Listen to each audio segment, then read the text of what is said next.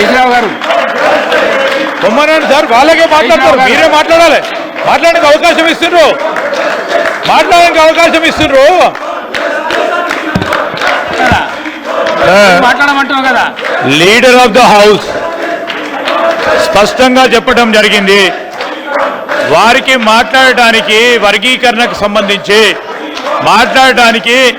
మాట్లాడమంటే కూడా మాట్లాడకుండా ఎట్లా అధ్యక్ష? మాట్లాడమంటే మాట్లాడరు.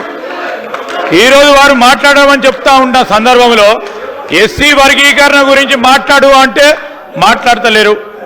ఏంది అధ్యక్ష? ఇప్పుడే ముఖ్యమంత్రి గారు చెప్పారు, వర్గీకరణకు సంబంధించి ఆ అంశంపై మాట్లాడమంటే ఎట్లా అధ్యక్ష? ఇస్తామంటున్నారు, ఇస్తారు, ఇప్పుడు ఇస్తారు. స్పీకర్ సార్ ఇస్తారు, ఇప్పుడు ఇస్తారు. ప్రశాంత్ రెడ్డి గారు ఇప్పుడు ఇస్తారు. అన్నా శ్రీనివాస్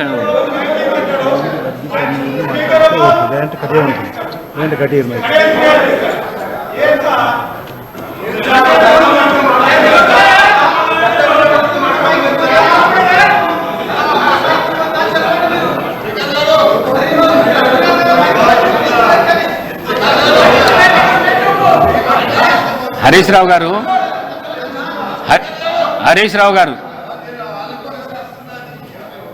గారు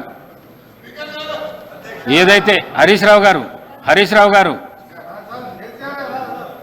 వినండి, ఏదైతే సుప్రీంకోర్టు ఇచ్చిన వర్గీకరణ మీద ఎవరైతే మాట్లాడతారో మీరు డిసైడ్ చేసి చెప్తే దాని విషయం తప్ప వేరే విషయం మాట్లాడితే మైక్ కట్ చేస్తా. అదైతే చెప్పేస్తున్నాను నేను. ముందు మాట్లాడండి.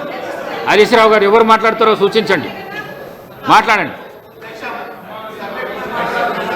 Speaker sir, first of all ఒక శాసనసభ పక్షం తరఫున ఎవరు మాట్లాడాలనేది ఈ సభలో ఉన్న సాంప్రదాయం ప్రకారంగా సభలో మమ్మల్ని అడుగుతారు, మా పార్టీ తరఫున ఎవరు మాట్లాడతారని అడిగి మేము ఎవరికి అడిగితే వారికి మైక్ ఇచ్చే సాంప్రదాయం ఉంది. కానీ మీరు సభా సాంప్రదాయాలకు తిలోదక. హరీశ్రావు గారు, ఈ సభలో ప్రతి సభ్యుడికి మాట్లాడే అవకాశం ఉన్నది. మీరు చేరుకు నేర్పించవలసిన అవసరం లేదు. మీకు అవకాశం ఇచ్చినా మీరు మాట్లాడండి. నాకు చేరుకు నేర్పించవలసిన అవసరం లేదు. ఈ శాసనసభలో ఏ సభ్యుడికైనా మాట్లాడే హక్కు ఉంది. మీరు సీనియర్ శాసనసభ్యులు నాకు నేర్పించవలసిన అవసరం లేదు, చేరుకు నేర్పించవలసిన అవసరం లేదు. మీరు మాట్లాడండి. There is a procedure in this house. There are some rules in this house. ఎప్పుడు అందరి సభ్యులకు మాట్లాడే హక్కు ఉన్నా ఏదైనా ఒక అంశం మీద ప్రధాన ప్రతిపక్షం నుంచి ఎవరు మాట్లాడతారని అడిగి ఆ ప్రధాన ప్రతిపక్షం నుంచి పేరు తీసుకొని మాట్లాడించే సాంప్రదాయం ఈ సభలో ఉంది. ఈ సభా సాంప్రదాయాన్ని తుంగలో దొక్కినందుకు ముందు నా నిరసన తెలియజేస్తూ నేను మాట్లాడుతున్నాను. అధ్యక్ష,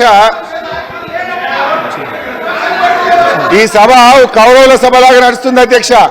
బట్ అంతిమంగా పాండవులే గెలుస్తారు, న్యాయమే గెలుస్తుంది, ధర్మమే నిలబెడుతుంది. మీరేదో ఇలా మందబలం ఉందనో అధికారం ఉందనో అహంకారంతో చేస్తున్నారు. ప్రజలు అన్ని విషయాలు గమనిస్తున్నారు. తప్పకుండా మీకు తగిన గుణపాఠం చెప్పే రోజు ఉంటుంది. జాగ్రత్త.